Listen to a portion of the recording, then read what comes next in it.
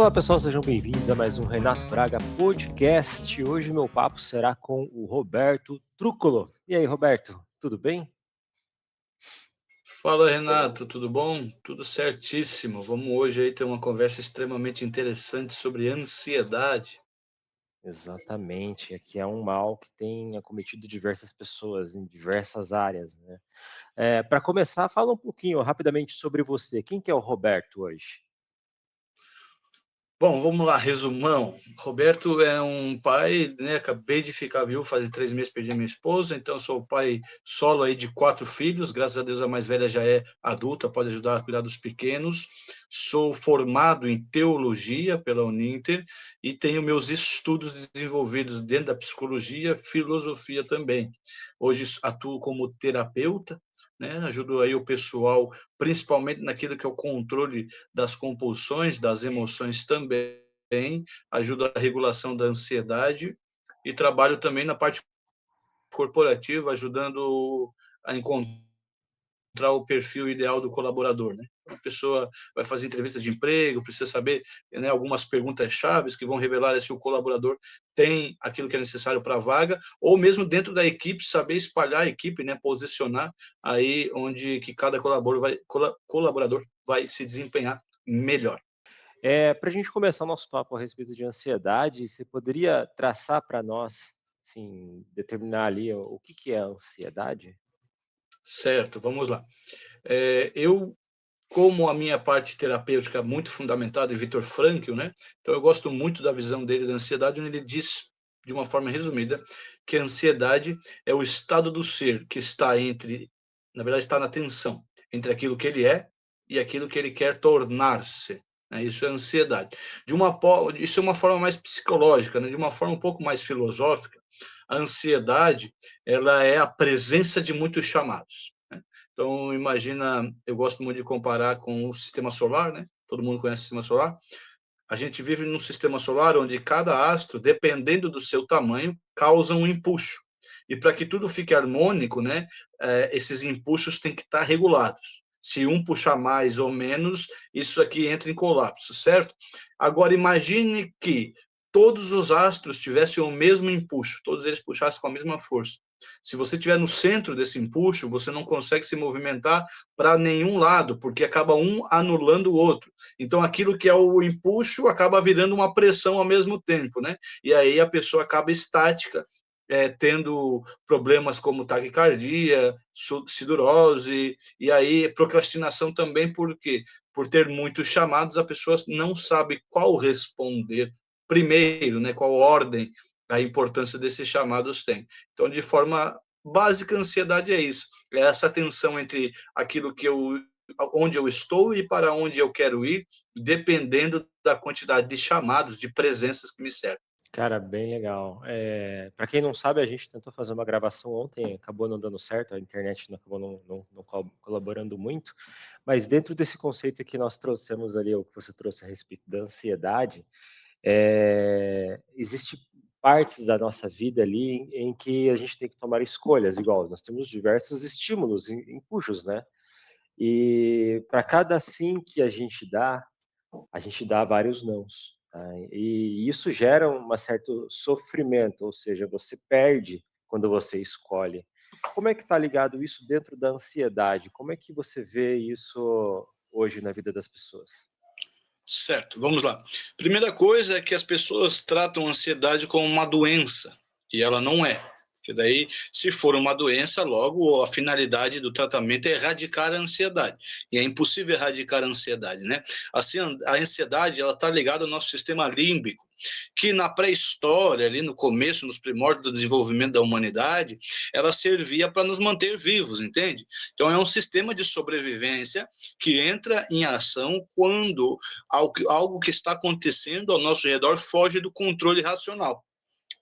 Claro que quanto mais para trás na linha histórica, menos racional é o homem, então maior a sua ansiedade, certo? E a ansiedade, ela nos controla justamente, engraçado pensar isso no tempo moderno, quando a gente deixa de ser racional, quando a gente para de controlar o que nos acontece ou perceber o que nos acontece a partir da razão e começamos a perceber com as emoções, o que acontece? o nosso sistema de percepção ele é ativado. Porque o que é emoção? Emoção, movimento, certo? A emoção ela é ativada com o quê? Com estímulo. Só que nós não somos animais. Os animais eles vão da emoção para a ação. Nós temos o estímulo, a reação, a emoção, a racionalização e aí a ação. Porém, o que é a ansiedade? Quando a racionalização cai fora. Quando cai o sinal da racionalização, a ansiedade toma conta. Por quê? Para te manter vivo, para te proteger, entende? Então, como é que você trabalha a ansiedade? Justamente aí, racionalizando, percebendo o que está acontecendo, né? E dentro dessa percepção, nós somos seres sensoriais, ou seja, temos sentidos, né? Sensações. Daí também descende os primórdios da palavra sensual, né? Quando essa palavra surge, não tem a ver com a sexualidade, né? Hoje em dia, o sensual é muito ligado à sexualidade, mas não. Sensual significa seres que têm sensores, que captam os sensores. Como é que nós conhecemos o mundo? Através dos nossos sensores.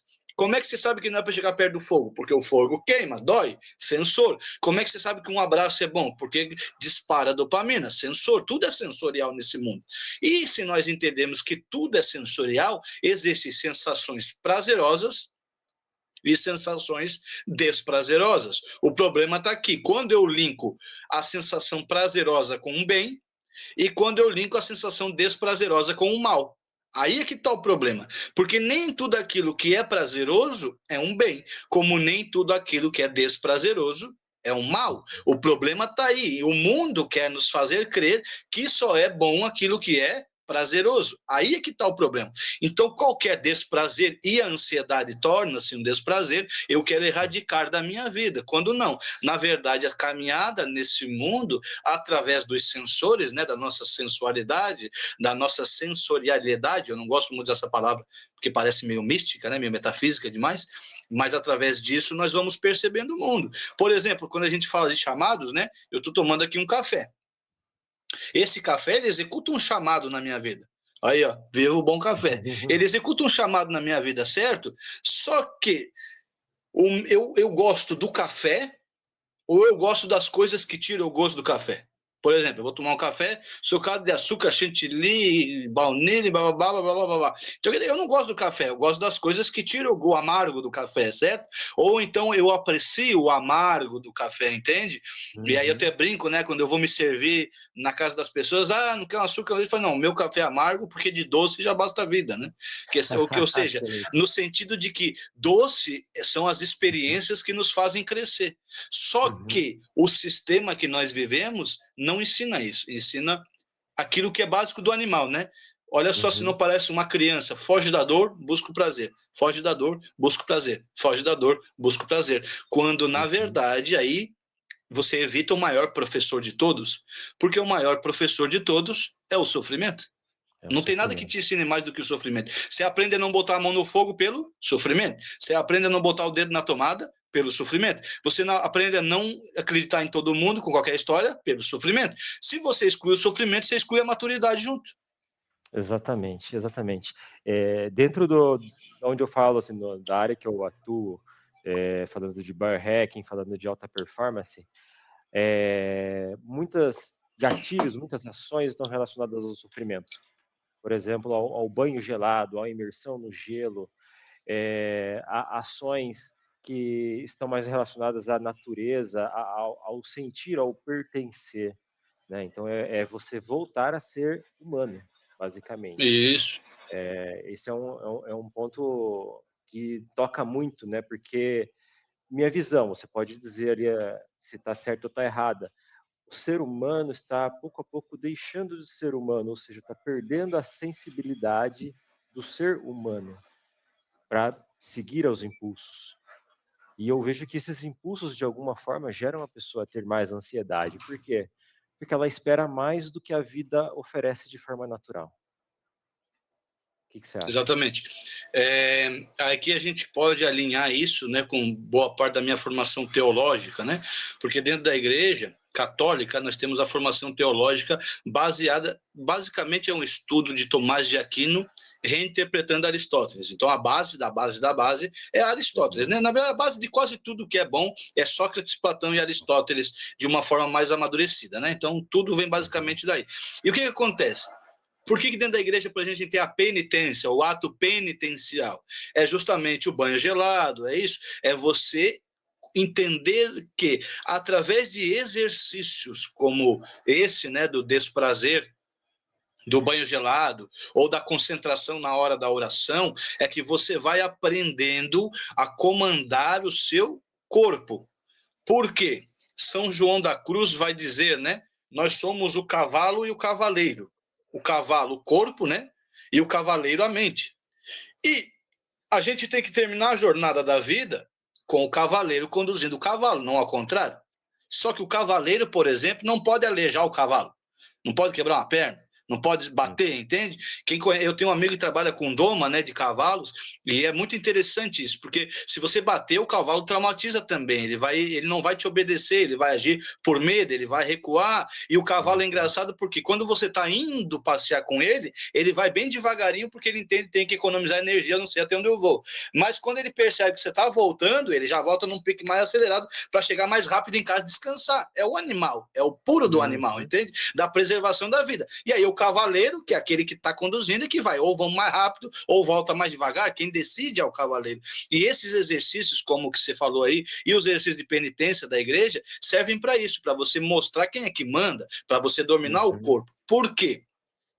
Eu compreendo o ser humano dentro da terapia, tanto que o meu método chama-se terapia integracionista psicoespiritual. O que acontece? O ser humano ele é dividido em 3 naturezas. E aí coincide ou não, para quem acredita ou não, que Deus é trino também, né? A essência do Deus criador é a própria trindade, ou seja, 3 dimensões que criam uma essência. Que é o quê? Primeira dimensão, bio. E olha só, essa dimensão bio, a gente divide até com as pedras. Porque as pedras existem, né? Tem um corpo biológico, entende? Não tem sensores. Elas são organismos extremamente simples, né? Mas também existe como corpo, como matéria. E aí temos as plantas, que já são um corpo matéria que tem uma condição de desenvolver-se e adaptar-se, mas não sentem, ainda não tem a parte emocional. Aí a gente tem os animais, que daí tem a massa, matéria, tem a capacidade de adaptação e tem as emoções, sim, entende? E nós somos ao topo da cadeia evolutiva, para quem acredita na evolução, ou o topo da criação, ou o ser mais evoluído da criação, para quem é criacionista, que é um ser que tem matéria, tem capacidade de adaptação, tem emoções, mas qual que é o grande up que faz do ser humano, né? Porque nem todo ser é humano, como você falou, a gente está deixando de ser humano para ser simplesmente seres, né? É a racionalidade, entende? E a racionalidade se desenvolve através do controle daquilo que é a nossa biogênese, do comando disso tudo. E a ansiedade surge quando esse comando é cortado.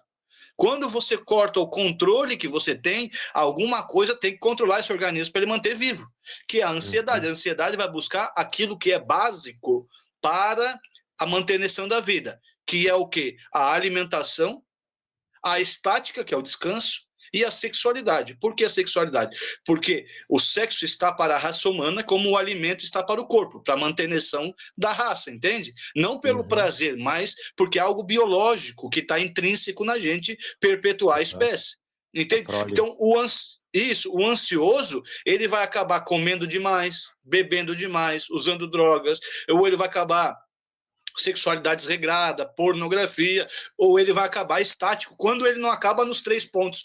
Por quê? Isso é o quê? É a expressão mais animal do ser humano, entende? E aí encaixa com o que tu falou, é o ser deixando de ser humano, porque a nossa capacidade humana, para a gente ser humano, nós temos que desenvolver a nossa potência intelectiva, senão, não é. E aí nós podemos adicionar a potência intelectiva à neoética, né? Que é a espiritualidade, ou seja, um significado além desse mundo aqui. Aí vai cada um. Viktor Frankl vai dizer que uma das coisas que dispara a ansiedade é quando o ser humano percebe essa falta de significado superior, né? Frankl vai dizer muito isso, né? Que um dos pontos principais para trabalhar a ansiedade é que o ser humano, quando ele experimenta a falta de significado. E ele diz ao contrário, quando o ser humano tem um significado, ele é capaz de suportar todo o processo de sofrimento. Que é aquela frase dele, né? Que diz assim, quando você tem um porquê, você suporta quase todo como. Exato, exatamente. Faz parte, é do ser humano. essa questão. Assim, na minha ótica, tá? Olhando pelo estoicismo, eu tenho muito aquela visão, igual a gente estava compartilhando ontem, de que eu tenho ansiedade das coisas que eu controlo. Ansiedade no sentido de eu tenho autonomia, consequentemente eu consigo voltar para as minhas atividades. Mas aquilo que eu não controlo, cara, não tem nem porquê de ter ansiedade e realmente não faz muito sentido eu ficar ansioso por isso. E isso se dá muito por causa da racionalização, né? Por ter criado esse nível de lógica. Você sabe dizer se a lógica seria uma das ações ou dos planos de ações para reduzir a ansiedade na vida da pessoa?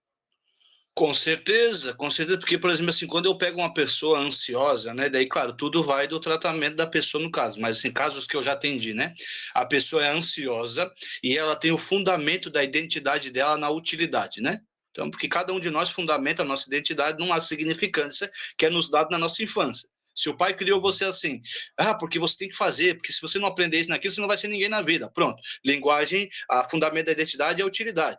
Se você ouviu muito assim, para de falar, você não está vendo que os outros estão olhando, olha, não faz isso, olha o que os outros vão falar, olha o que os outros vão pensar, fundamento da identidade na validação externa.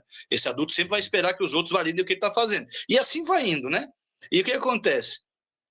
Quando combina a ansiedade com o fundamento da identidade na produtividade, o que eu roteirizo, o que eu passo para a pessoa? Faz um roteiro da sua vida, pô. Racionaliza o seu dia que vem, porque a sua mente não vai desligar enquanto ela tiver um problema trabalhando ali dentro.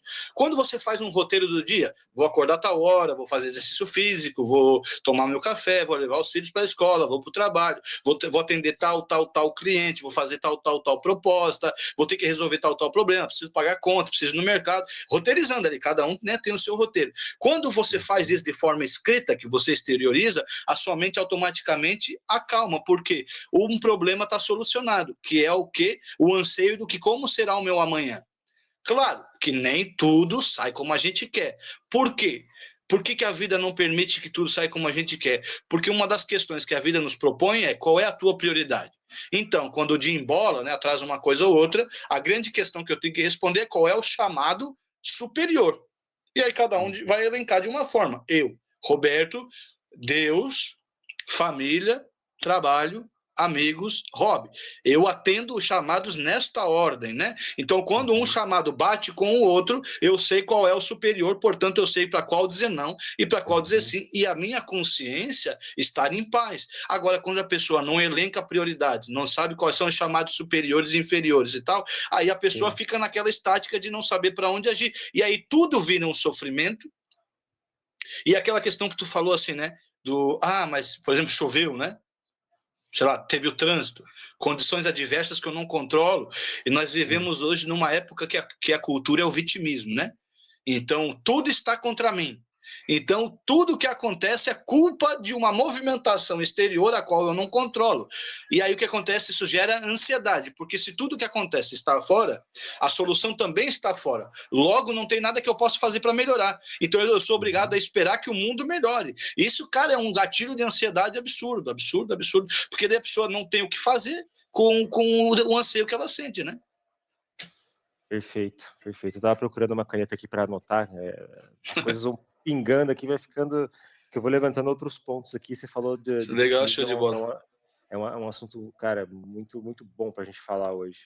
Tá, até fica aqui um espaçozinho para o merchan meu, quem quiser depois encontrar minhas redes sociais e tal. Eu estou escrevendo um livro que se intitula O Cavalo e o Cavaleiro, justamente nessa questão do autodomínio, da ordenação da vida, e começa falando da cultura do vitimismo, que é uma das coisas que mais impede as pessoas a amadurecerem. Exatamente. E a cultura que a gente vive hoje, ela beneficia muito o vitimismo, né? Então, a forma... Total, irmão.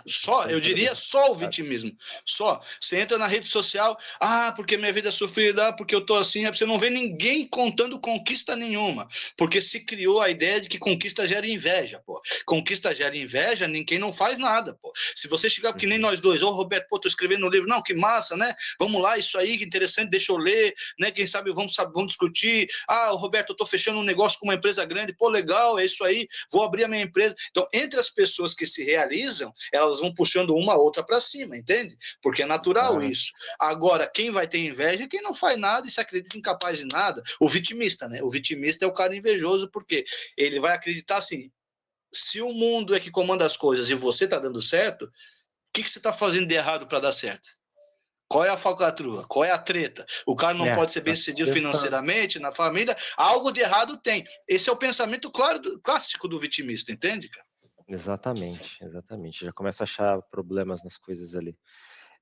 Aí só para a gente fechar a parte ali do que a gente estava falando a respeito da ansiedade, né? A gente falou da racionalidade como um dos tópicos que podem ser trabalhados para melhorar. Um outro que eu tenho anotado aqui também, e que você citou ali indiretamente, é a disciplina, né? É você colocar a disciplina até antes mesmo da motivação, né? Igual você falou, organizar o seu dia, estabelecer as prioridades, tá? E um terceiro aqui, não sei, você pode, né, dizer que sim ou não, você pode me corrigir aqui, fica à vontade, é você estabelecer muito bem os seus princípios, tá? Igual você falou, você, é Deus, é família, amigos e depois o hobby, se eu não me engano, você falou isso. Isso. Então, antes, entre família, amigos, trabalho, né? Isso. E princípios são inegociáveis. Acho que esses são 3 os tópicos ali que a gente poderia ter para ajudar a resolver o problema da ansiedade, né? Isso na questão psique, né? Porque tem, tem os atos bio, né? Com o corpo, por exemplo, o exercício físico, que elimina o cortisol, né? O cortisol, que é o hormônio do estresse, estressa para quê? Para você se esforçar e crescer. Até o cortisol é bom, entendeu? Só que ele não é utilizado da forma para que ele serve. Então, para que serve aquele estresse? Para você poder evoluir fisicamente, entende? Só que se você não faz nada com isso, ele vai vazar por outro lado. Mas se você faz exercício físico, e eu acredito que isso é muito bom de manhã cedo, para você sair o teu dia controlado, o teu cortisol, aí você já tem uma regulação da ansiedade ali, entende? Outra regulação da ansiedade, cuida com o álcool, porque o álcool, se ele é usado para diminuir a ansiedade, quando passa o efeito, a ansiedade vem em dobro, né? Nada contra, cara, tomar um bom vinho, uma cerveja, mas desde que a finalidade não seja controlar a ansiedade. Cuidar com o sono, cara, entende? Pô, o cara não descansa direito, dorme tarde, entende? Acorda cedo, tá tudo desregulado, corpo cansado, mais cortisol, mais estresse intelectual, também vão disparar a ansiedade. E, claro, o que tu comentou antes, mais subjetivamente também, é sobre o controle, né? Isso é muito do estoicismo também. Claro que eu tenho meu flerte ali, né, com Marco Aurélio e mais alguns pensadores, porque tem muita coisa boa, né? Muita coisa boa mesmo. É o seguinte, nós fomos criados para dominar. Mas calma aí, não é o dominar, porque se eu falar dominar aqui, a galera doida vai dizer que eu estou falando de ditador e papapá. Não. Olha só, isso é engraçado na teologia, né? Sabe qual é o termo em latim usado para Deus? Dominus. Dominus, aquele que domina, que consegue... Mas o que é dominar? Você entender a realidade a ponto de saber como ela funciona. Isso é dominar, né? E nós somos criados à imagem e semelhança do Dominus. Ou seja, somos também dominadores. Portanto, nada realiza mais o ser humano do que exercer domínio. Ou seja, conhecer a fundo a ponto de prever ou controlar as ações ao redor da nossa realidade, entende? Então, a ação de dominar, por excelência, é o que cura total a ansiedade. Na verdade, dominar cura qualquer trauma, né? Porque o que é a terapia, né? A terapia é você que não domina uma realidade, se coloca na presença de quem domina e aprende com essa presença a dominar a realidade, né? Tem aquele exemplo, por exemplo, assim, a criança tem medo de cachorro, né? Sei lá, algum cachorro latiu ou mexeu muito rápido e a criança internalizou o medo. Qual é o processo terapêutico? O pai vai botar a criança aqui e vai lá dominar o cachorro, vai mostrar para a criança que ele domina aquela realidade. Aí a criança, percebendo que o pai domina aquela realidade, vai se sentir mais à vontade. Na sequência, o pai vai orientar que a criança se aproxime do cachorro, porque ele está ali. Porque se ele estiver, nada de errado acontece, porque ele domina a realidade. Uhum. Aí, aos pouquinhos, a criança vai aproximando. O que ele faz? Põe a mão da criança sobre a dele e passa no cachorro. E ali a criança vai aprendendo a dominar a realidade com quem já domina. Isso é processo terapêutico puro. Outro exemplo, né? A pessoa tem fobia de andar de avião. Nos casos mais acentuados, o terapeuta vai andar de avião junto com a pessoa. Entende? Para quê? Porque ela vai estar na presença de quem domina aquela realidade e com ela vai aprender a dominar, né? Aí trago também de volta para o meu lado da teologia. Por que nós católicos temos adoração ao Santíssimo, né? Porque ali é a presença por excelência do dominador de toda a realidade, ou seja, o lugar terapêutico por excelência, onde você aprende a dominar as realidades, entende? Então isso é como a gente fala, o exercício de domínio é que cura qualquer trauma, inclusive a ansiedade. Cara, perfeito. Eu não tinha essa visão, tá? Com relação ao exercício de domínio. Para mim era algo assim que faz parte do processo, mas eu não tinha ele como processo. O que eu tenho feito só para te contextualizar, né? Desde 2020 tenho pensado muito a respeito do biohacking e tenho aplicado diversos hacks para melhorar a performance, melhorar a longevidade. Só que quando você olha a fundo, isso é muito mais do que simplesmente aplicar hacks, né? Simplesmente, não é só uma ação isolada, é uma ação integrativa. É exatamente a forma como você pensa a respeito de terapia. É um 360. Você não está só trabalhando, por exemplo, você não está só melhorando a tua alimentação, mas você está fazendo exercício. E os dois combinados é extremamente mais poderoso.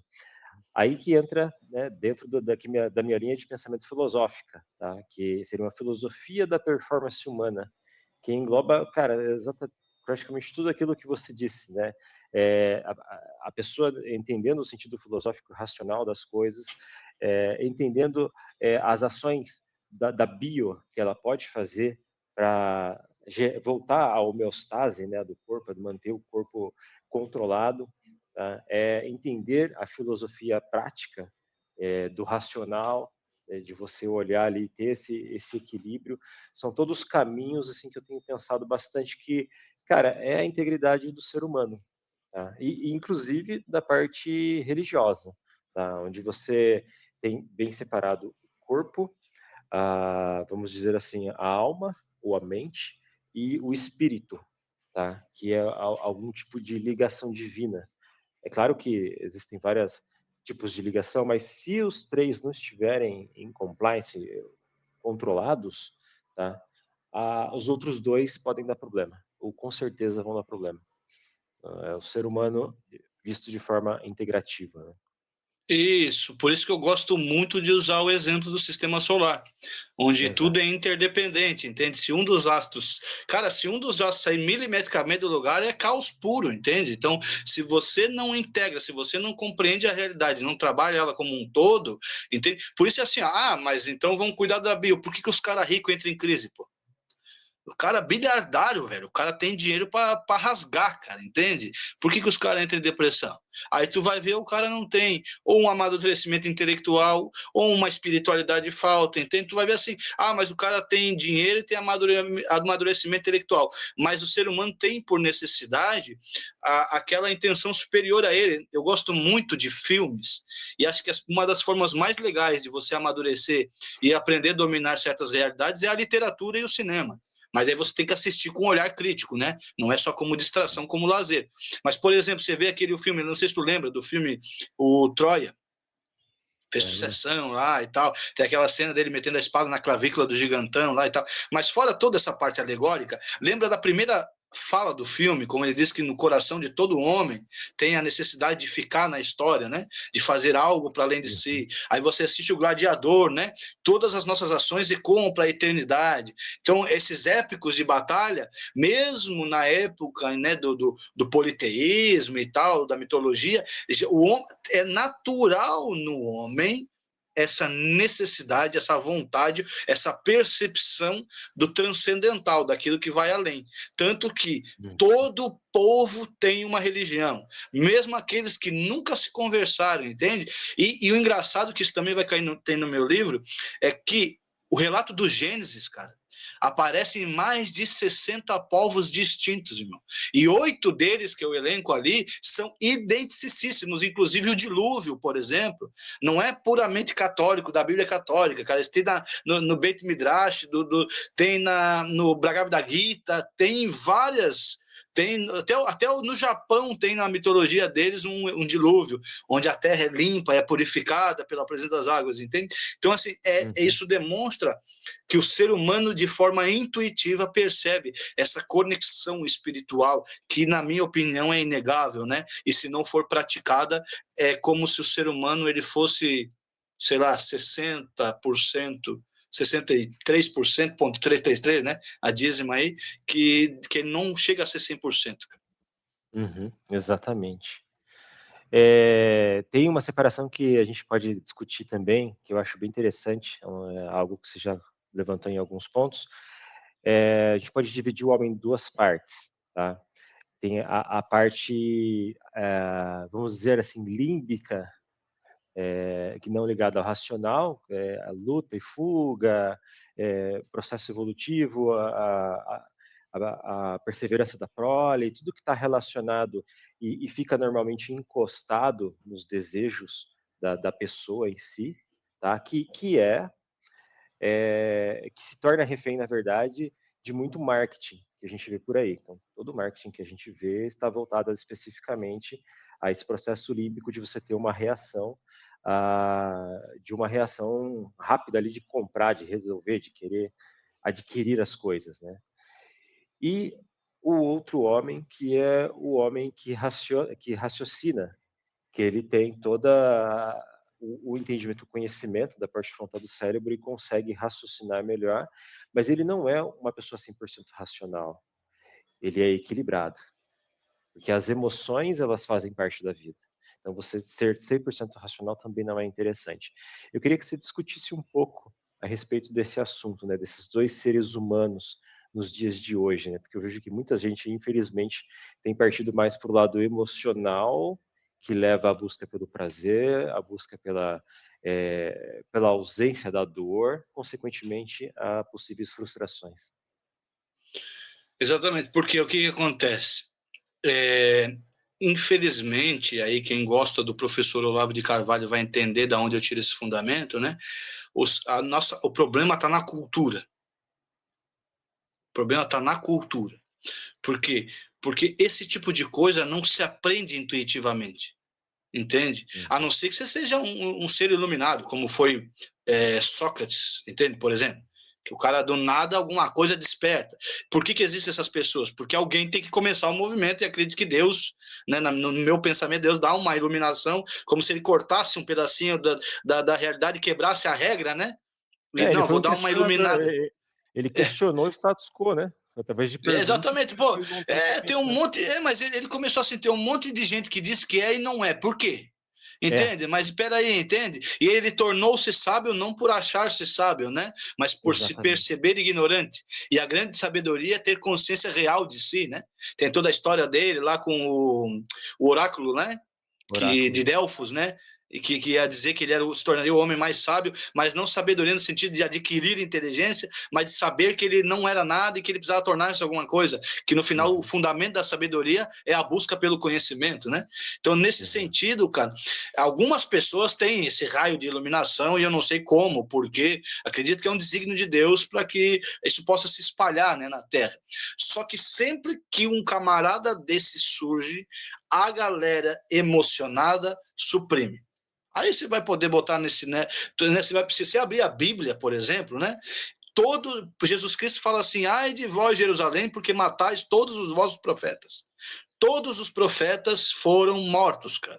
Todos. Vai pegar Isaías, Jeremias, né? Jeremias, coitado, foi o profeta que anunciou: ó, se você não se alinhar, vai dar cagada. Ele foi posto numa cisterna, cara. Foi jogado num poço. Isaías salvou, né? Elias se salvou. Não, Elias é porque subiu numa carruagem de fogo, né? Ele transcendeu, digamos assim, que pela iluminação, pela integração da bio e da psique, ele transcendeu direto para a presença de Deus, né? E aí nós temos 3 ou 4 presenças bíblicas que transcendem assim, dessa forma, né? Mas aí você está falando uma pessoa que aí seria o ideal da maturidade. O que isso significa? Que quando nós atingimos o 100% de integração, a gente ascende, a gente deixa de estar tão preso só a essa realidade e consegue contactar outras realidades superiores. Esse é o simbolismo da ascensão de Elias, né? Mas o que acontece? Toda vez, aí você vai pegar o próprio Sócrates, que teve que se matar, o Jesus Cristo, olha o que fizeram com o cara, que é um personagem histórico, acredite na divindade dele ou não, foi um personagem histórico, real, entende? A crucificação dele foi real. Olha só como é que acabou, né? Martin Luther King, se quiser sair do âmbito religioso, né? E vários outros, que é o quê? Quando é o mito da caverna de Platão, né? Quando o cara chega para dentro da caverna, a galera escura, não, porque vocês têm que conhecer a luz. Ninguém A luz acredita no incomoda os cara. olhos, né? Não, a luz incomoda, irmão. Imagina que você tá dormindo no quarto, chega a esposa, né? Minha falecida esposa tinha esse costume, eu reinava pra caramba com ela. Às vezes eu tava dormindo, ela tinha que entrar no quarto, pau na luz, né? Dá aquela dor no olho da gente, pô, quero dormir e tal, né? Então, assim, a primeiro impacto da luz incomoda. Só quem suporta esse incômodo da luz ganha a graça de enxergar, né? As realidades. E aí a primeira coisa que você enxerga é você mesmo. Aí imagina só, faça um exercício se conseguir, que você viveu a vida inteira sem nunca se olhar no espelho.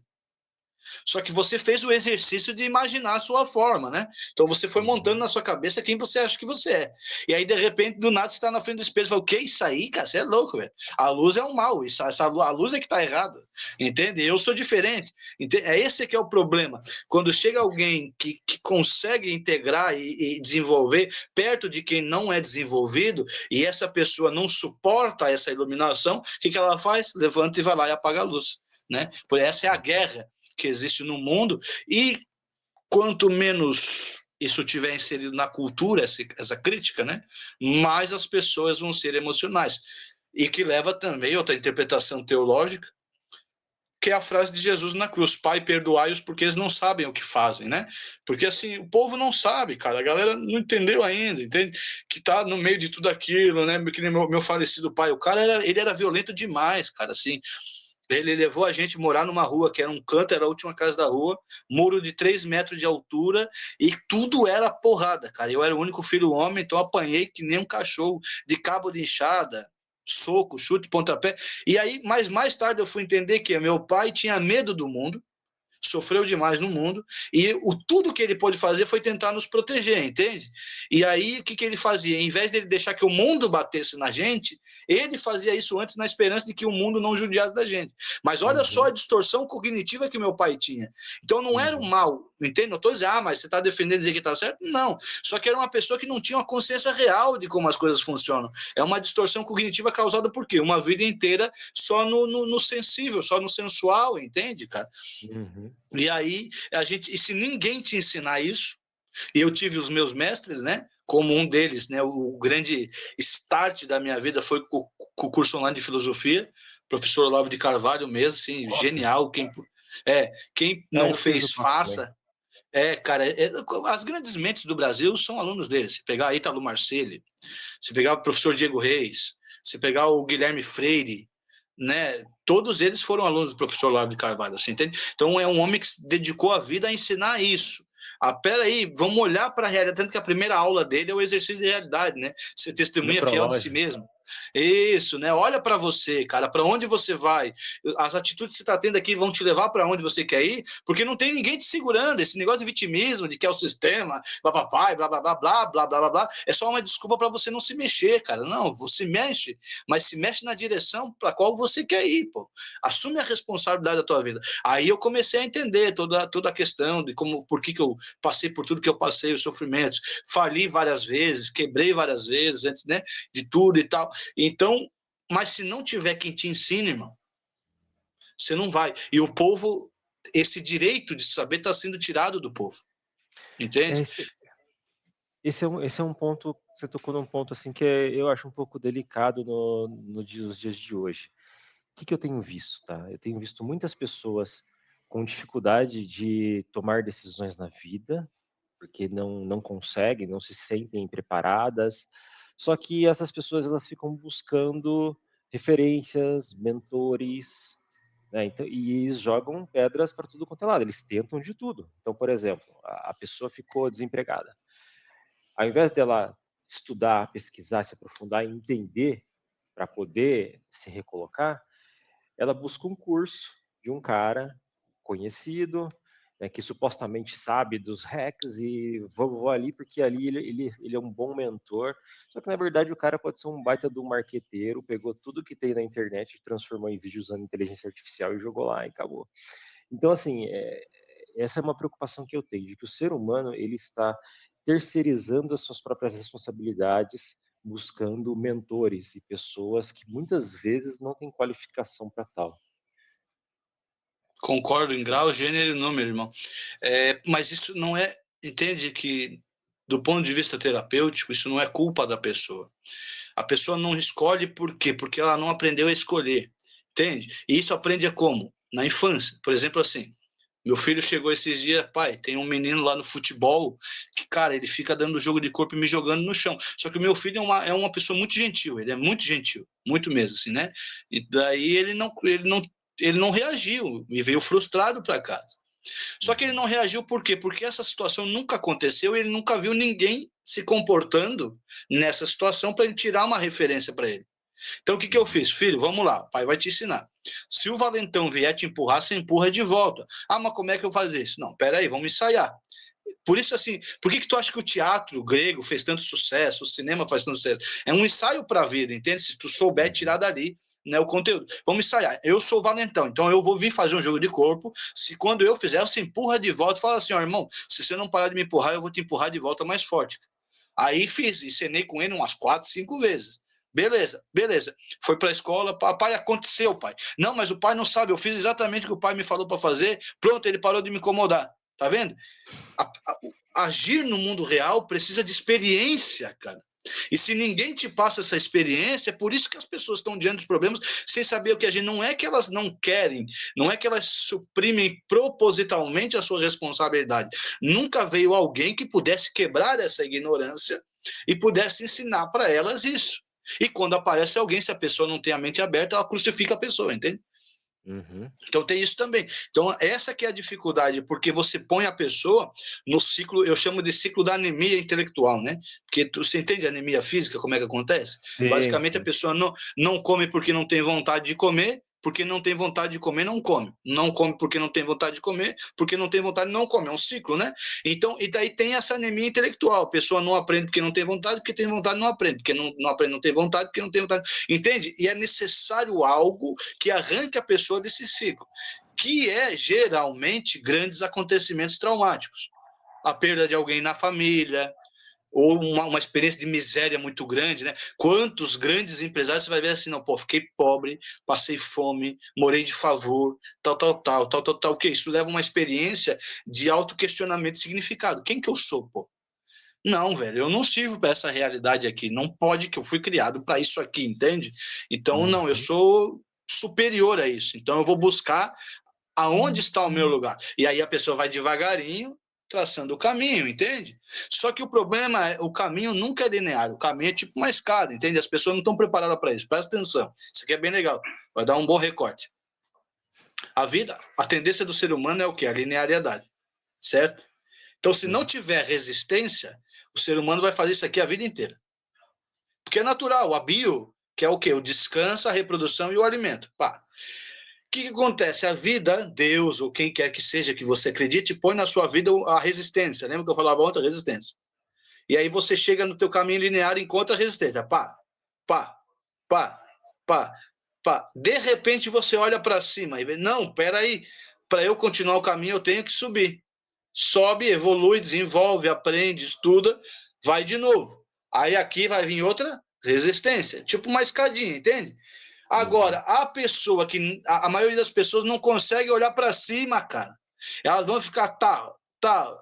Faz um negócio, quebra. Faz um negócio, quebra. Não administra direito, quebra. Gasta o dinheiro, quebra. E não vai olhar para cima. Enquanto não chegar alguém e falar, pô, cara, olha para cima, meu. Presta atenção. Para você não quebrar, você tem que começar a economizar. Pá. Agora, para você ter uma finança, tem que investir, pá, entende? Então, assim, o problema é esse aqui, só que, cara, não é tão simples assim para as pessoas que não tiveram essa oportunidade, essa educação, entender que o que elas têm que fazer é superar a resistência, entende? Essa é que é a questão. Por isso a gente está num mundo onde... E aí o que a pessoa quer? Cara, no sistema límbico se quer solução rápida. Aí chega um cara, como tu falou, que para nós bons profissionais é uma ofensa, cara. Uma ofensa sem dimensão. Aí o cara, só porque o cara tem um bom marketing, aí o cara vende. Um bando de nada, para quem não entende porcaria nenhuma, para não falar uma palavra.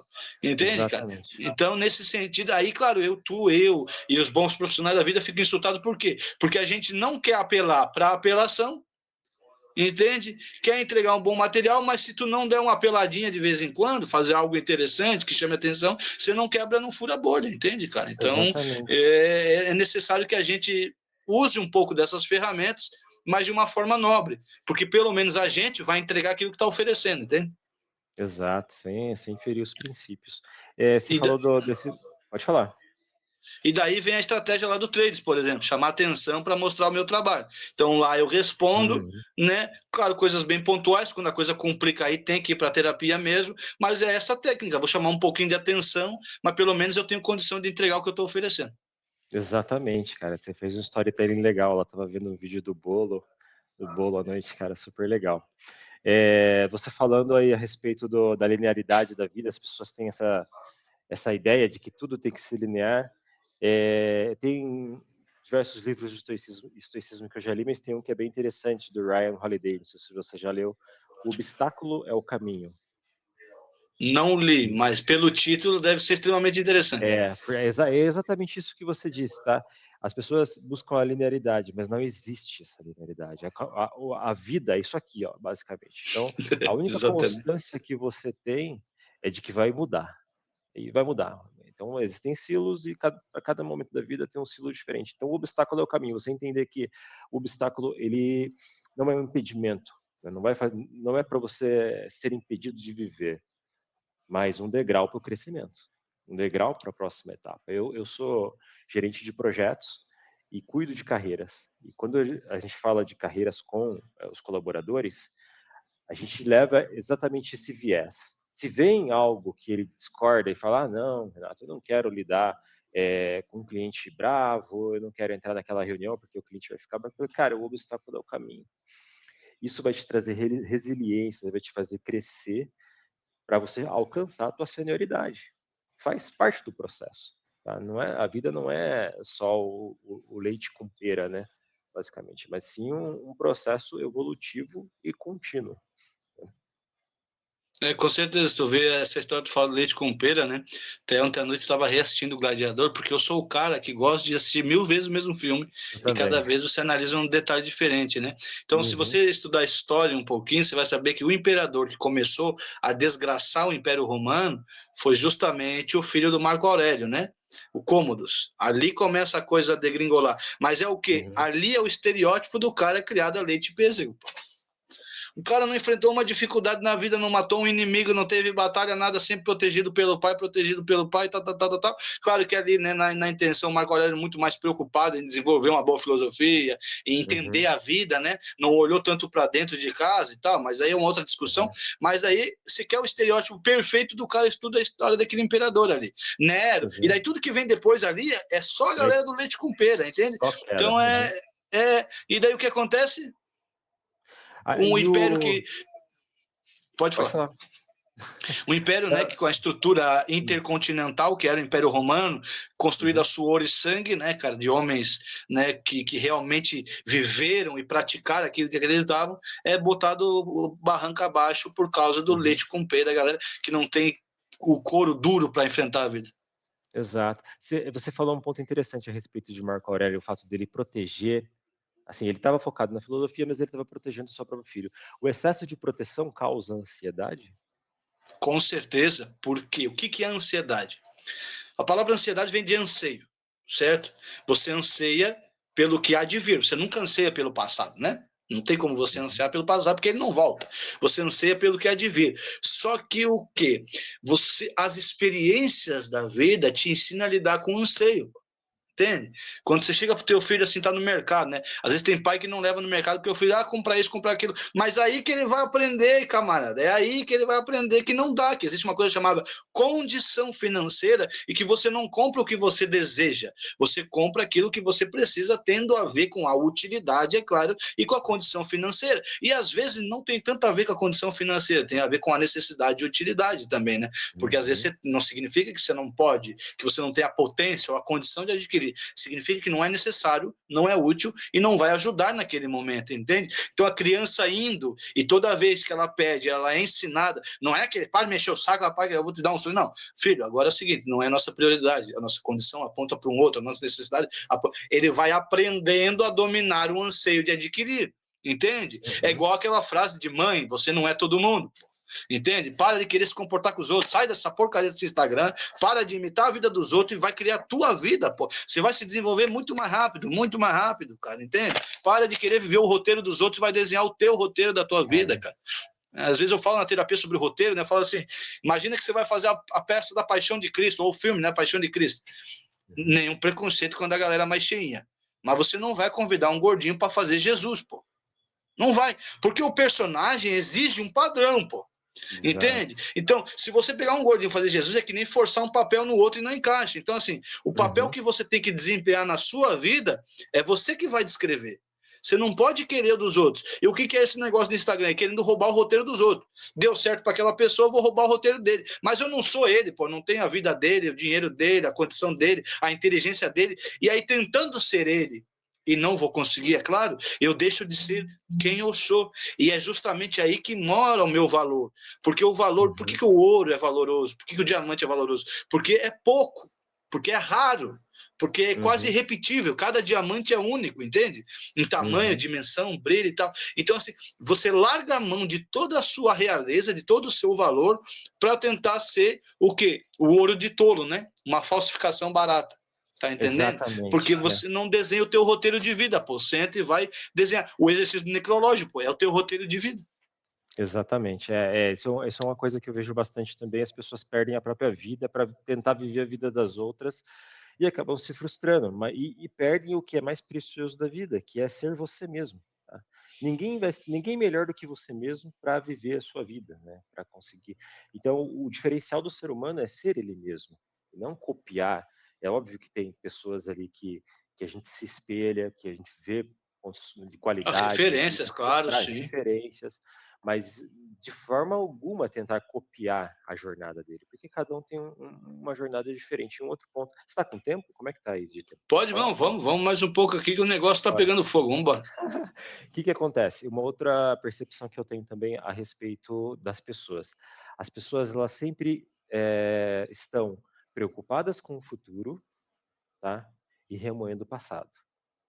E elas gastam sei lá, 16 horas que elas ficam acordadas, elas ficam preocupadas com o futuro e remoendo o passado e esquecem do ponto mais importante do dia, que é o hoje, tá? Então, o que acontece? As pessoas, por exemplo, assistem um filme, eu gosto bastante do Senhor dos Anéis, não sei se você já viu. Top. Senhor dos Anéis e Hobbit cara, para tu tirar lição de vida ali é mágico, muita cara. Coisa, top né? demais, irmão. Pra mim, Gandalf daria para fazer uma live só dissertando e destrinchando aquilo ali. Então, é interessante. Só que o que acontece? Tem a jornada do herói. A jornada do herói começa, tem todo esse processo até ele alcançar o reino onde ele se torna rei, enfim. Só que as pessoas, elas ficam tão preocupadas e ansiosas com o futuro que elas esquecem de viver o presente. Então elas ficam sempre esperando o melhor, só que elas não estão vivendo o melhor hoje, tá? Que é o hoje onde a gente controla. Então, fica pensando, não sei se você já viu, quem que era? Tem um filósofo contemporâneo ali, eu esqueci o nome dele, que ele faz bastante piada, é um carequinha. Karnal? Não é o Karnal, não. O Karnal é historiador, né? É o... Um que tem uma barba branca e usa um óculosinho redondo? Não, esse é o Pondé. Eu para nome, eu sou, cara, perdidão para nome. Eu também. Eu ouço o podcast dele de vez em quando, é alguma coisa pamonha. Não é o Clóvis de Barro, o professor Clóvis de Barro? É o Clóvis, isso, do Bril. Esse. Ele trouxe uma historinha interessante do cara que ele começa a buscar sempre o melhor, então ele está no ensino fundamental, aí falou para ele, não, o ginásio é melhor. Aí ele espera o ginásio, chega no ginásio e fala, não, não. E assim vai sucessivamente até o momento da aposentadoria dele, que ele identifica que ele já não tem mais energia para buscar o melhor. Então, essa busca contínua, né, essa jornada em onde vou alcançar a plenitude, tá, que por muitas vezes é mal interpretada, faz com que as pessoas se esqueçam de viver o hoje, que é o mais importante. A ansiedade te tira do presente, né? Isso aí, já que vai virar, acho que quase um roteiro de filme aqui, né? Mas tem aquele filme Clique, que é um filme de comédia, você já assistiu? Já. É disso aí, o cara quer o anseio daquilo que vem depois, acelera, acelera, acelera, chega no final da vida e não aproveitou nada, né? É bem o estereótipo, a crítica disso que você está falando. E o que é a ansiedade? Justamente a ansiedade, tanto que um dos exercícios que assim, para acalmar a ansiedade na hora, né? Isso depois tem que trabalhar, claro, na terapia, mas na hora, é exercício de realidade, é o 5, 4, 3, 2, 1, né? 5 coisas que você vê, 4 coisas que você toca, 3 cheiros que você sente, 2 coisas que você ouve e 1 coisa que você experimenta, porque isso te obriga a vir para o presente, né? E Santo Agostinho, ele vai dizer que não existe, cara, o passado já foi e o presente não existe, e o futuro não existe, só existe o presente, tanto que quando você lembra do passado, você lembra dele no presente, quando você anseia o futuro, você anseia ele no presente, só existe o presente, né? Aí outro filmezinho com Kung Fu Panda, né? O hoje é uma dádiva, por isso chama-se presente, né? E aí o que tá? Também tem na Bíblia, né? Quando Deus se apresenta para Moisés, qual que é o nome de Deus? Eu sou, né? No presente, atuando no presente, Deus sempre é, ele não era e não será, ele é, entende? Aí Deus, como é atemporal, Santo Agostinho diz que para Deus não existe tempo, existe um instante presente e eterno, é sempre o aqui e agora, a vida é aqui e agora, irmão, entende? E o que cura muita ansiedade é esse exercício de se colocar no presente, entende? E prestar atenção, ou assim, bateu uma ansiedade, vai caminhar, entende? Vai tomar um banho gelado, né? Então, porque isso te traz para o presente, isso te rouba da projeção e te traz para o presente. E como a gente vinha falando nessa linha de raciocínio, esse projetar-se, principalmente na vida dos outros, causa muita ansiedade, irmão. Porque você quer viver a vida do outro porque você quer ter o que ele tem. Já vai para a inveja. Né? Um dos mandamentos, não cobiçar as coisas alheias, né? Religioso ou não, ele é bem útil. O que acontece? Então, você não quer o que levou a pessoa a adquirir aquele bem, você quer o bem. Então, você vai passar a vida inteira olhando para aquele bem e não vai chegar lá porque o que faz você chegar naquele bem é viver o processo no presente, sabe? Isso também é distorcido na nossa infância. Quer ver quando? Come, então vamos fazer o seguinte, filho, tu come aqui a cebola, o brócolis, a beterraba, a cenoura, que depois a mãe te dá um chocolate. A criança vai engolir aquilo tudo sem sentir o sabor para ganhar o chocolate. E a vida inteira ela vai passar, tentando passar rápido pelo ruim para chegar no bom. Passar rápido pelo ruim para chegar no bom, entende? Então, assim, é esse tipo... Tá vendo como a gente é programado desde pequeno na cultura, porque isso é cultural, esse tipo de educação, para viver desse jeito de suprimir aquilo que é importante, que é o processo, que é sofrer o processo. E é engraçado a gente falar de sofrer, por quê? As pessoas, quando falam sofrimento, seria coisa ruim. Mas se você estudar, tanto biologicamente quanto filosoficamente, espiritualmente, sofrer é passar por, né? Porque quando você ganha um abraço, você sofre o abraço. Exato. Entende? A gente só é o nosso português contemporâneo que linkou sofrer a coisas ruins, entende? Mas quando você ganha um beijo da tua esposa no final do dia, você sofre um beijo, né? Aquilo sofrer é passar por. Mas para sofrer, cara, você tem que estar no presente, senão você não sofre. Se você não sofre, não aprende, não amadurece, não chega, não alcança o bem, entende? Quando você fala da jornada do herói, né? Principalmente eu gosto muito do Hobbit, tenho um apreço mais pelo Hobbit do que pelo Senhor dos Anéis, porque para mim é um pouco mais explícito certos detalhes, mas assim, você pega o Bilbo, né? Cara, ele é o cara sossegado que não quer nada com nada da vida. Pô. Ele herdou tudo aquilo que ele tem, quer dizer, ele não pagou o preço por nada do que ele tem, mas ele também não sente significado, aquilo não segura ele, não conecta ele, entende? Então, o que ele faz? Aí ele vai aceitar uma ideia de um mago louco que aparece do nada para ir para uma aventura que muito provavelmente ele vai morrer, tanto que no contrato lá, né? Lembra que ele desdobra aquilo, um monte de perigo de ser destrinchado, deslocado, quebrado, descarnado, queimado, incinerado.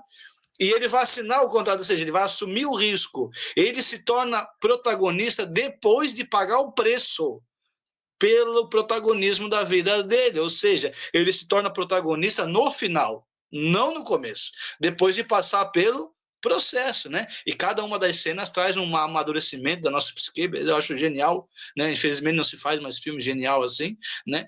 Então, o que acontece? A gente tem que entender, porque para você ser protagonista, às vezes você olha um grande cara, assim, bem desenvolvido, aquele cara pagou um preço de sofrer, dia após dia, decisão após decisão. Um exemplo mais básico, o cara que tem o físico bonito da academia. E aí, por que o físico hoje é referencial de virtude? Porque o físico você não compra, velho. Você não compra aquilo ali. Não tem como você comprar. Eu não estou falando dos caras exagerados, né? Tudo cheio de remédio, coisa. Mas tem aquele físico legal, pô. Entende? Mas para o cara ter aquele físico ali, ele tem que pagar o preço do sacrifício diário pelo exercício.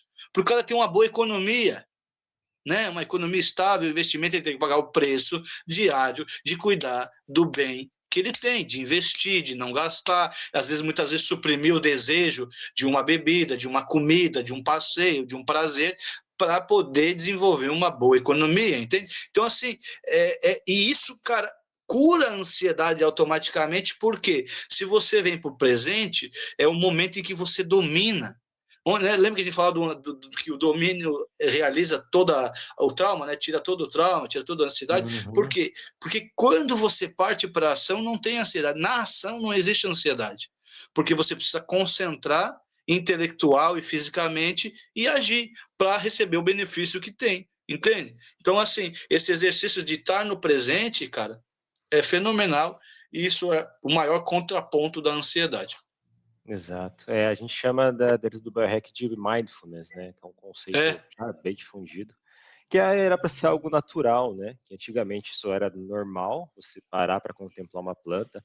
Quantas pessoas assim que tá nos assistindo que, sei lá, nas últimas semanas parou para ver o pôr do sol, ou parou para olhar e ver a nuvem ali, qual que é a imagem, o que parece aquela nuvem? Hoje as pessoas nem olham nuvem, né? Não conseguem parar para contemplar algo tão simples e que é um fato curioso, inclusive, que conforme você vai ficando mais velho, você vai pensando mais a respeito disso, né? Você vai amadurecendo, você vai pensando mais na morte e, consequentemente, dando mais valor ao que aconteceu, né? Que é dentro do estoicismo é o memento mori, né? É você lembrar Dentro da da morte. teologia católica nós temos também esse termo, com a mesma lógica. Mesma lógica? Sim, Legal. memento mori, sim. Tanto que Aí tem um terço, né, uma sequência de oração onde se medita os novíssimos, né, que é a morte, o julgamento, o céu, o inferno, ou seja, as consequências das tuas ações aqui, né? Tem um momento que a gente reza, essa oração leva uma meia hora, mais ou menos, para você fazer ela, em que cada dezena você contempla uma dessas realidades que são nada mais do que a finitude do ser humano, e depois da finitude vem o julgamento, que é o quê? Receber as consequências de tudo que você desenvolveu aqui, né? Então, dentro da teologia católica, a gente também tem essa prática, e veja que interessante, que tu diz que são realidades simples, mas de simples não tem nada. Tenta explicar biologicamente uma folha. Não, Quantos anos tu tem que estudar para explicar uma formação de uma nuvem? Moléculas e tal, que expande a molécula da água, aí ela evapora e tal, e aí tem evaporação, condensação, sublimação. A gente é que tenta simplificar as coisas para caber na nossa cabeça, mas de simples, cara, não tem nada. Teve cientistas que passaram a vida inteira estudando esse simples, né, que nos rodeia. Só que, como tu falou, você tem que ser ensinado a isso. Se você não for ensinado a contemplar, e veja que, voltando, né, eu tenho muito peso da teologia, mas é muito interessante porque combina com muita coisa. A galera olha com preconceito, mas tem muito fundamento bom.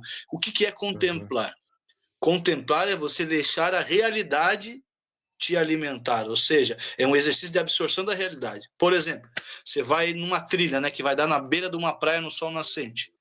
Quando tu chega lá, cara, o que tu faz? Tu não fala nada, porque tu leva alguns segundos, se não minutos, para tentar absorver a grandeza daquela realidade. Ou seja, você está deixando a realidade te iluminar, a realidade entrar dentro de você e absorver a grandeza e a complexidade dela. Aí você tem o quê? Uma expansão interior, que é o que a gente chama de maturidade, né?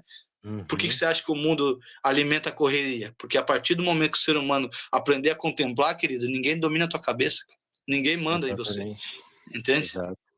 Aí essas reflexões que a maturidade nos traz deixa muito claro que os momentos em que eu mais aprendi foram os meus momentos de dificuldade. Por exemplo, quando eu tinha 19 anos, eu servi ao Exército. Foi um momento extremamente difícil para aquele momento. Então, com 19 anos, eu queria servir. Quando eu entrei lá, depois de uns meses, eu já que não queria mais servir, tá? Porque eu já entendi ali o grau de dificuldade, mas hoje eu olho de uma forma um pouquinho mais assim, tipo, cara, aprendi muita coisa dentro daquele contexto de dificuldade. E cada problema que eu enfrentei na minha vida, quando eu olho, olhando para trás, eu vejo com um degrau a mais de maturidade que eu adquiri hoje. Então, entrando num projeto de alta complexidade, eu tenho resiliência suficiente para poder tocar no meio do furacão, tomar decisões difíceis, tudo que é necessário para fazer dentro de um projeto de grande porte, por assim dizer. Só que parece que para as pessoas essas coisas não ficam tão claras dentro da juventude, principalmente dentro da juventude, né? Onde parece que a pessoa acha que é invencível, que consegue tudo, que pode tudo. Não sei se é uma questão hormonal, mas eu vejo que os jovens têm mais dificuldade assim em adquirir essa maturidade, bem diferente depois que você passa dos 30, 40, 50. Por isso que, né, 2 pontos que eu queria ressaltar. Amadurecer cura a ansiedade, porque se que por que os velhos vão mais devagar? Eles não têm mais tanta ansiedade, mas tanto anseio, porque a maturidade permite a eles absorver o carpe diem, né? Chegar no final do dia e absorver aquilo que aconteceu no dia. E por isso que também que estou falando, por que os jovens chegam com toda essa, que a gente chama numa expressão, né, mais popular, meu pai falava muito assim de porra louca, né? Sem muita intensidade, sem direção. Essa educação tem que ser dada na infância, cara. A gente menospreza os nossos pequenos, cara. Eles entendem as coisas mais rápido que a gente, cara. Mais rápido que a gente, entende? Então, assim, você mencionou 2, 3 vezes um fundamento. Se você não for hipócrita para se comportar ao contrário daquele fundamento, que o fundamento que você passar, você viver, ele aprende muito mais rápido. Então, quando ele chegar na idade de conquista, por isso a força da juventude, a idade de conquista, você vai ver os soldados romanos, os grandes heróis de batalha, 16, 17, 18, 20 anos. Na Roma Antiga, 30 anos já era idoso, entende? Exato. Então, o que acontece? Aí, mas como é que era educar essas crianças? Os romanos iam lá, capturaram os gregos, né? Eles pegaram os filósofos gregos e trouxeram para educar as crianças. Então, o camarada, quando chegava com 15 anos na batalha, o cara tinha noção de filosofia, de mundo, de vida, de um monte de coisa. Os judeus ensinam as suas crianças a lerem lendo a Bíblia. O que é a Bíblia? É um amontoado de experiências que leva na direção de Deus, entende? Então, o camarada desse chega com 15... Por que é o povo mais rico do mundo? Porque o cara chega com 15, 16 anos sabendo conquistar, sabendo administrar toda a energia que tem, direcionando. Agora, se não tem uma educação para isso, na idade onde a cabeça quer absorver conhecimento, que é a infância, nunca a gente vai aprender tão rápido. A neuroplasticidade de uma criança é absurda, absurda, que a gente não acompanha, entende? Aí chega na idade de ter energia, mas não recebeu instrução para direcionar a energia. Gasta tempo. Aí, quando a gente abre os olhos, 30 e poucos anos, que é a idade que você começa a querer abrir os olhos ali, né? Que é a fase que a gente está mais ou menos agora, você começa, puta que merda, cara. Me foi os cabelos e eu ainda não sou quem eu queria ser, entende? Então, assim, mas isso não é... E as pessoas acham que isso é o real, mas não é, não precisava ser assim. Mas para não precisar ser assim, nós temos que pegar essa geração para os nossos pequenos, ensiná-los tudo que a gente pode ensinar, sem medo de que eles não vão entender, ensinar mesmo filosofia, teologia, tudo que é virtude, cara, mas ensinar o que você vive. Porque eu também acho que não adianta você mandar a criança para o inglês se você não fala inglês, pô. Depois que ele for jovem, aí sim, quando ele for se edificar, mas ele tem que dividir realidades com você, para poder aprender com você ali a dominar a realidade. Não adianta você querer ensinar para ele uma coisa que você não domina, porque daí você está entregando teu filho para os outros, porque daí o herói dele não é o pai, é o sensei do judô, o herói dele é o cara da informática, e sabe lá Deus a cultura que essa pessoa tem.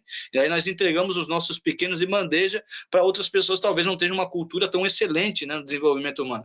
Por isso que é importante a gente olhar, cara, ser pai, ser mãe, vai muito mais além do que dar o direito de viver, que é procriar, e sustentar para que não morra.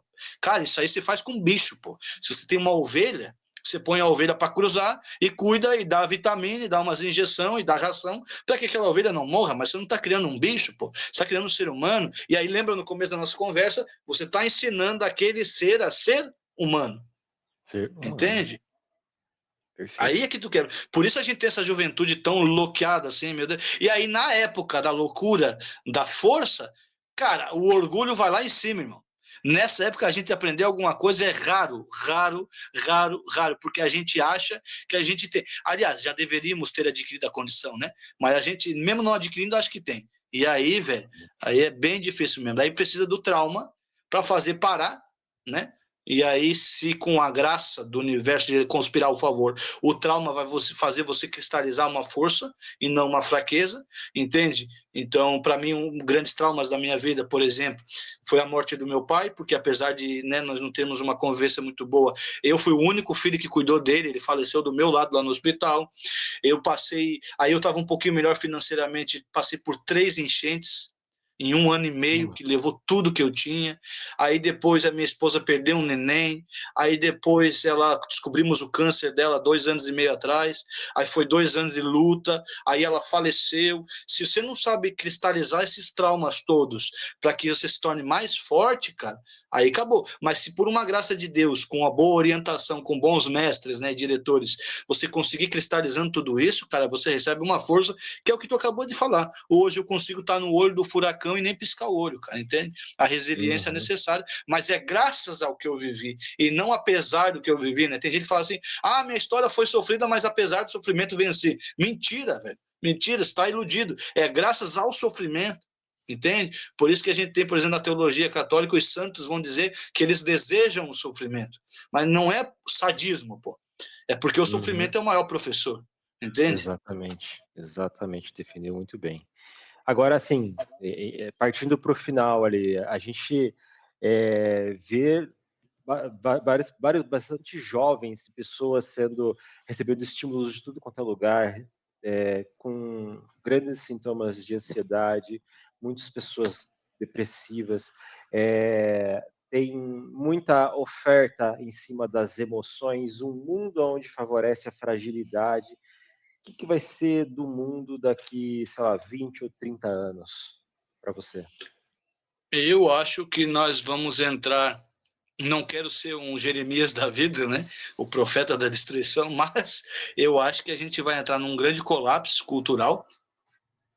E sempre disse isso, cara, eu tenho essa percepção desde jovem, assim, eu lembro de pensar esse tipo de coisa no ensino médio, que vai haver aí uma revolta muito grande no povo, porque, cara, a coisa vai chegar a um ponto insustentável, vai chegar, de fome, de miséria, de dor, de sofrimento, que a galera vai saturar, vai haver uma grande revolta, uma quebra, né, na sociedade, e essa quebra vai dar a oportunidade de uma reconstrução. Entende? E aí os pilares dessa reconstrução serão os grandes pensadores, né, que vão voltar a ser úteis para a sociedade, e aí a gente vai ter talvez mais um pico evolutivo, né, como foi na Idade Antiga com Sócrates, Platão, Aristóteles, como foi na Idade Média ali com os grandes filósofos da Idade Média. Acredito que é isso, né? E parece-me que sempre foi assim a história do homem, um pico de evolução, inteligência e sabedoria desce, lá embaixo, aí quebra, cicatriza, sobe, né? Homens em crise homens fortes geram tempos de paz geram homens fracos geram crise, a crise gera homens fortes. Assim é o balanço do movimento da humanidade, entende? Então não é nenhuma previsão, é um olhar e aprender com o passado, entende? Acredito que vai acontecer isso, né? E quem quer né, dominar, né, fazer esse exercício que nada realiza mais o ser humano do que exercer o domínio, cara, busque bons mestres, busque boas referências, busque quem você acredite, quem você, principalmente assim, a pessoa não precisa ser extremamente culta, mas busque pessoas coerentes. A minha grande dica é essa, coerência. Pessoas que você possa olhar para o que ela ensina, olhar para a realidade dela e que essas coisas combinem. Essa é a pessoa, por mais simples, pode ser o seu Zé da mercearia, cara, por mais simples que seja, mas se a pessoa fala uma coisa e cumpre o que ela fala, adota essa pessoa como um mestre, aprende o que ela tem para te ensinar, porque nunca você vai ter um mestre só, né? Então, aprende o que ela tem para te ensinar e continua a vida, cara. E para quem tem filhos pequenos, façam essas crianças lerem. Meu Deus do céu, o que a literatura tem para ensinar economiza sofrimento, né? Já que a galera demoniza o sofrimento, quer fugir do sofrimento, aprende com a experiência dos outros, por literatura, bons filmes, né? A gente tá na era da internet, não tem problema assistir filme, até, cara, tem até anime, cara, que tu pode tirar grandes lições de resiliência, por exemplo, de, né, tem o Naruto, né, a geração Naruto aí, que cresceu assistindo um personagem que só se lascou e pagou o preço e continuou. Eu vou ser Hokage, né? Eu vou. Ah, mas você não é, porque você é um fudido, você é um lascado. Não, eu vou porque eu sei que eu vou e acabou. Ah, porque você não é, você vai se lascar com a tua opinião, eu sei quem eu sou. E chega no final e ele cumpre, né? Paga todo o sofrimento, supera todas as dificuldades e chega lá, né? Agora tem o novo que meu Pia gosta de assistir, até comprei o mangá para ele ler também. 7 anos de idade, o guri lê melhor do que muito adulto. E aí, cara, em 2 dias ele leu tudo aquilo. Entende? Eu fiquei assustado. Eu já li tudo, mentira, lê tudo. Conta a história. Ele sentou, é assim, assado, entende? E aí, que é o Demon Slayer agora que tá vindo, né? Que mostra, assim, hierarquia, respeito à hierarquia, resiliência. E o mais legal de tudo é que ele mostra um personagem que luta e chora durante a batalha. Ou seja, ele sente a dor, ele não suprime a dor, mas ele não permite que a dor atrapalhe a caminhada dele, entende? Então, cara, tem muita coisa legal para se acarpir, para se colher, para dar para as nossas crianças, ensinar elas grandes virtudes aí. Cara, excelente, show de bola. E a última pergunta que eu faço normalmente está ligada à pergunta que o Antônio Abujanra fazia. Não sei se você já assistiu Provocações. Não. Abujanra era um dramaturgo. Já faleceu. Eu cheguei a entrevistar o filho dele, né? Olha que legal, cara. O próprio Antônio Abujanra, acho que ele não aceitaria uma entrevista comigo. Ele era extremamente agressivo, assim, meio grosso, ríspido no falar. Mas ele sempre perguntava: o que é a vida? O que é a vida, né? Essa é uma pergunta extremamente complexa que, né, levaria horas para ser respondida, mas, cara, a vida é um dom, é um presente. A vida é a oportunidade de experimentar coisas maravilhosas, coisas difíceis que levam a superações que são coisas maravilhosas em si. A vida, eu diria assim, resumindo, a vida é o maior dom, porque tudo que é vivo quer continuar vivo. Entende? Tudo que é vivo quer viver. Se a vida fosse tão ruim quando o sistema quer fazer acreditar, ninguém ia querer viver. Entende? Então a vida é o maior presente, o maior dom que a nossa espécie pode ganhar. Show de bola, cara. Roberto, obrigado pelo seu tempo, cara, pela sua participação no meu podcast. Foi extremamente produtivo, tá? Eu fiz várias anotações. Eu acho que tem conteúdo aqui que a gente poderia abordar. Nem cheguei a falar de burnout, não cheguei a falar de outros tópicos aqui também dentro da filosofia que, cara, acho que a gente passaria o dia inteiro aqui falando. Mas obrigado mesmo pelo seu momento aqui com a gente. E fala aí como é que as pessoas podem te encontrar para bater um papo, para agendar ali com você, como é que fica? Show de bola.